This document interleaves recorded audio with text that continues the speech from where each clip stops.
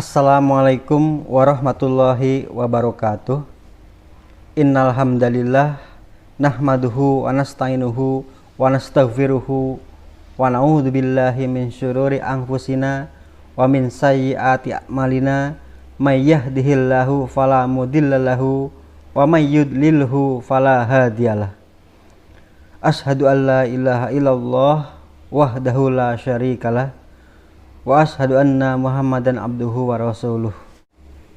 Puji syukur marilah kita panjatkan kehadirat Allah Subhanahu wa taala yang telah memberikan nikmat dan karunia-Nya lah sehingga kita bisa bertemu kembali pada kesempatan kali ini untuk sama-sama mempelajari materi bab ke-11, yaitu menjaga martabat dengan menjauhi pergaulan bebas dan zina.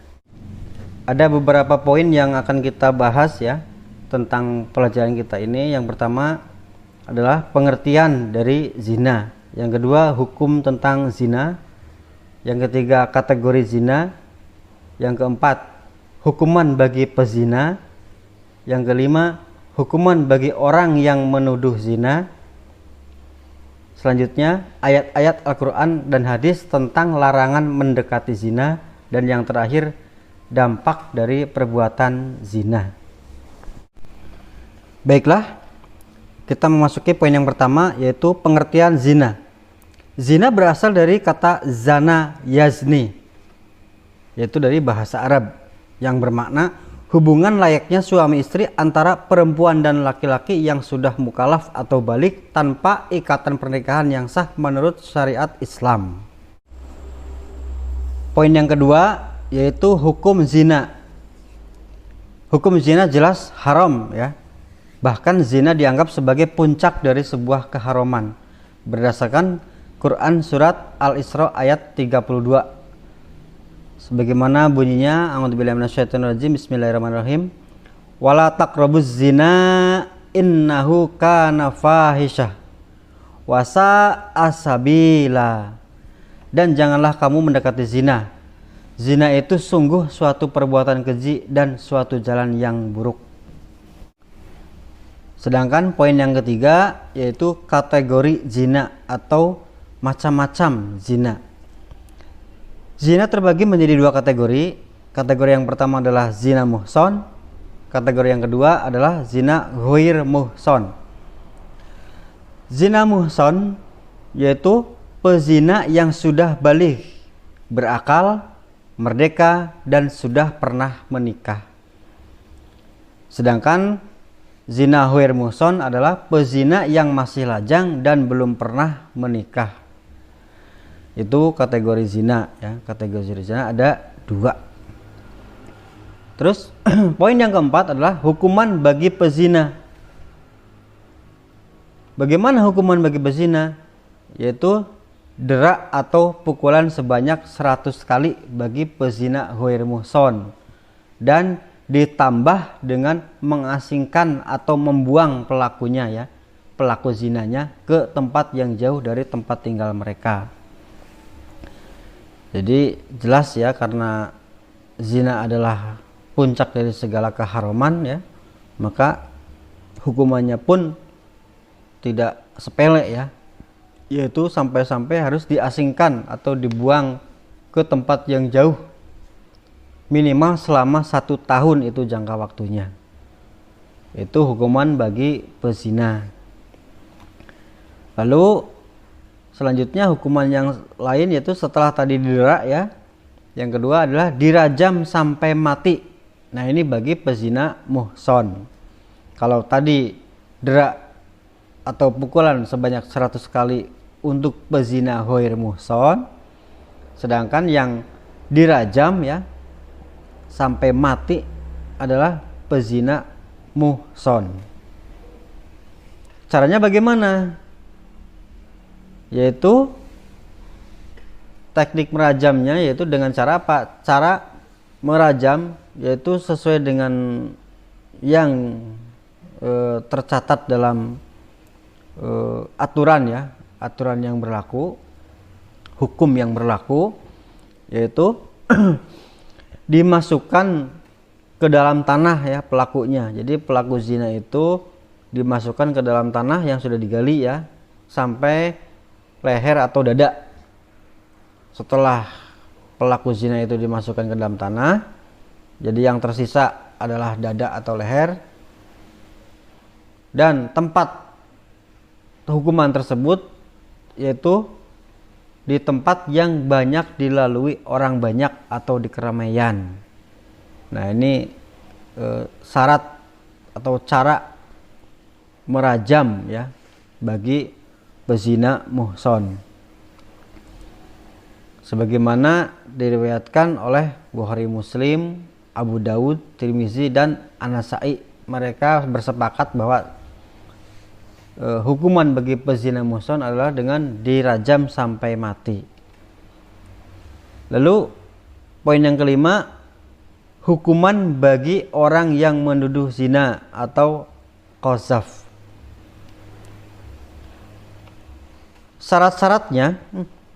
Syarat-syaratnya yaitu yang pertama adalah hukuman dapat dibatalkan bila masih terdapat keraguan terhadap peristiwa atau perbuatan zina tersebut.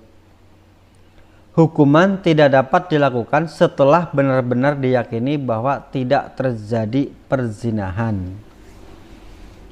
Syarat yang kedua, untuk meyakinkan perihal terjadinya zina tersebut ya, syaratnya harus ada 4 orang saksi laki-laki yang adil. Karena kesaksian 4 orang wanita tidak cukup untuk dijadikan bukti sebagaimana 4 kesaksian laki-laki fasik. Syarat yang ketiga ya untuk hukuman bagi orang yang menuduh zina adalah kesaksian 4 orang laki-laki yang adil perlu syarat, yaitu apa? Setiap laki-laki itu harus persis melihat kejadiannya. Syarat yang keempat, jika seorang dari keempat saksi menyatakan kesaksian yang berbeda dengan ketiga orang yang lain, atau salah seorang dari saksi itu mencabut kesaksiannya, maka terhadap mereka semuanya ya yang 4 itu dijatuhkan hukuman menuduh zina. Hukuman bagi penuduh zina terhadap perempuan baik-baik yaitu didera 80 kali ya. Itu hukumannya. Poin yang keenam yaitu dalil atau hadis larangan mendekati zina. Quran surat An-Nur ayat 2. A'udzu billahi minasyaitonir rajim. Bismillahirrahmanirrahim. Az-zaniyatu waz-zani fajlidu kulla wahidim minhuma mi'ata jaldah. Wala ta'khudhukum bihima ra'fatun fi dinillahi in kuntum tu'minuna billahi wal yaumil akhir. Wal yashhad 'adzabahuma ta'ifatum minal mu'minin. Artinya, pezina perempuan dan pezina laki-laki deralah masing-masing dari keduanya 100 kali. Dan janganlah merasa atau ada rasa belas kasihan kepada keduanya yang sehingga bisa mencegah kamu untuk menjalankan agama atau hukum Allah ya. Jadi sampai di sini dulu ya. Jadi jangan punya rasa belas kasihan ketika sedang melakukan hukuman, ketika sedang mendera atau pokoknya memberikan hukuman kepada pezina. Kita jangan merasa kasihan atau iba, karena niat kita adalah untuk menjalankan hukum Allah. Jadi sangat jelas di sini bahwa janganlah rasa belas kasihan kepada keduanya, yaitu kepada pezina itu, mencegah orang yang menghukum atau kita yang menghukum untuk menjalankan agama atau hukum dari Allah Subhanahu wa taala. Itu. Jadi jangan ada rasa iba ketika sedang mendera atau sedang menghukum pelaku zina. Jadi saya ulangi lagi. Jadi artinya adalah ayat tersebut, pezina perempuan dan pezina laki-laki, deralah masing-masing dari keduanya 100 kali, dan janganlah rasa belas kasihan kepada keduanya mencegah kamu untuk menjalankan agama atau hukum Allah Subhanahu wa taala. Jika kamu beriman kepada Allah Subhanahu wa taala dan hari kemudian, dan hendaklah pelaksanaan hukuman mereka disaksikan oleh sebagian orang-orang yang beriman. Itu arti dari Quran surat An-Nur ya, ayat 2. Lalu hadis tentang zina ya. Hadisnya dari hadis riwayat Ahmad dari Abdurrahman bin Yazid dari Abdullah, ia berkata, Rasulullah SAW mengatakan kepada kami, wahai para pemuda, barang siapa di antara kalian mampu ba'ah, maka menikahlah, karena hal itu dapat menundukkan pandangan dan menjaga kemaluan. Barang siapa yang tidak mampu, hendaklah berpuasa, karena hal itu dapat menekan hawa nafsu. Hadis riwayat Ahmad. Poin yang ketujuh adalah dampak dari perbuatan zina. Perbuatan zina mempunyai dampak negatif ya pasti, karena itu adalah perbuatan yang haram, perbuatan keji, perbuatan dosa besar. Yang pertama adalah apa dampaknya? Mendapatkan laknat dari Allah Subhanahu wa taala dan Rasulnya. Yang kedua, dijauhi dan dikucilkan oleh masyarakat. Yang ketiga, nasab menjadi tidak jelas. Jelas ya, karena apa? Karena hubungan itu dilakukan tanpa ikatan perkawinan atau pernikahan yang sah menurut syariat Islam, sehingga nasabnya pun tidak jelas. Lalu dampak perbuatan zina yang keempat adalah anak hasil zina tidak bisa dinasabkan kepada bapaknya. Ya karena tadi poin yang pertamanya tidak dilalui atau tidak dilaksanakan, yaitu pernikahan. Yang kelima, anak hasil zina tidak berhak mendapatkan warisan. Kan jadi dampaknya itu sangat panjang ya, sangat panjang. Lalu bagaimana dampak perbuatan zina di dunia? Nah, di dunia ya kita zina itu bagaimana dampaknya? Yaitu yang pertama, menghilangkan wibawa. Jelas ya, karena sangat ya perbuatan keji ya, memalukan. Semua orang akan tahu perbuatan kita itu keji. Maka pastilah meskipun dia itu orang yang terpandang, orang yang punya kekuasaan, apabila ternyata berbuat zina, maka hilanglah wibawanya. Lalu yang kedua, mengakibatkan kefakiran. Ketiga, mengurangi umur. Sedangkan dampak zina di akhirat, yang pertama adalah mendapatkan murka dari Allah Subhanahu wa taala. Yang kedua, hisabnya tidak baik atau jelek ya.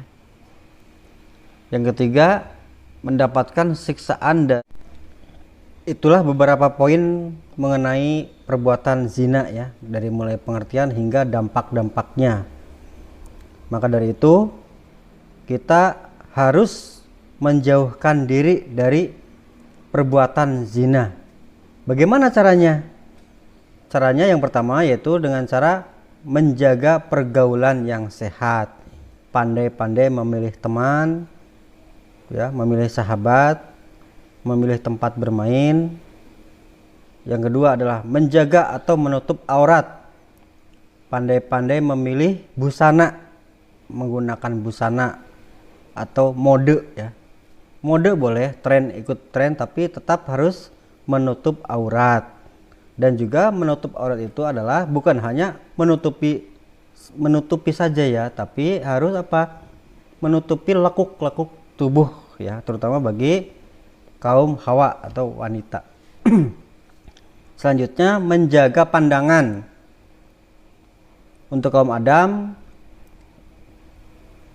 hindari dari melihat hal-hal yang negatif ya, yang sekiranya akan menimbulkan atau membangkitkan syahwat atau birahi. Selanjutnya yang keempat, menjaga kehormatan. Tetaplah kita menjaga kehormatan kita ya, karena sebagai manusia yang beriman ya, maka harus berakhlak mulia. Bagaimana cara berakhlak mulia? Yaitu dengan cara apa? Selalu takwa kepada Allah, yaitu menjauhi larangannya dan menjalankan apa yang diperintahkan oleh Allah Subhanahu wa taala. Dan yang terakhir, meningkatkan aktivitas dan rajin berpuasa. Jadi jika kita sehari-harinya itu sibuk ya, memiliki aktivitas, rutinitas, dan rajin berpuasa, insya Allah pikiran kita akan terhindar dari hal-hal yang negatif, khususnya tentang perbuatan zina atau minimal yang mendekati zina. Jadi jangankan untuk zina, mendekati saja kita itu tidak diperbolehkan. Itulah ringkasan pembahasan kita ya mengenai materi bab ke-11, yaitu menjaga martabat ya dengan menjauhi pergaulan bebas dan zina. Mudah-mudahan dapat dipahami ya, dapat dicerna materi kita kali ini ya. Kurang lebihnya saya mohon maaf. Semoga bermanfaat untuk kita semua. Pertemuan kita cukupkan dulu sampai di sini ya. Mari kita sama-sama membaca doa kafaratul majlis. Subhanakallahumma wa bihamdika asyhadu alla ilaha illa anta astaghfiruka wa atubu ilaik. Hasbunallahu wa ni'mal wakil. Wassalamualaikum warahmatullahi wabarakatuh.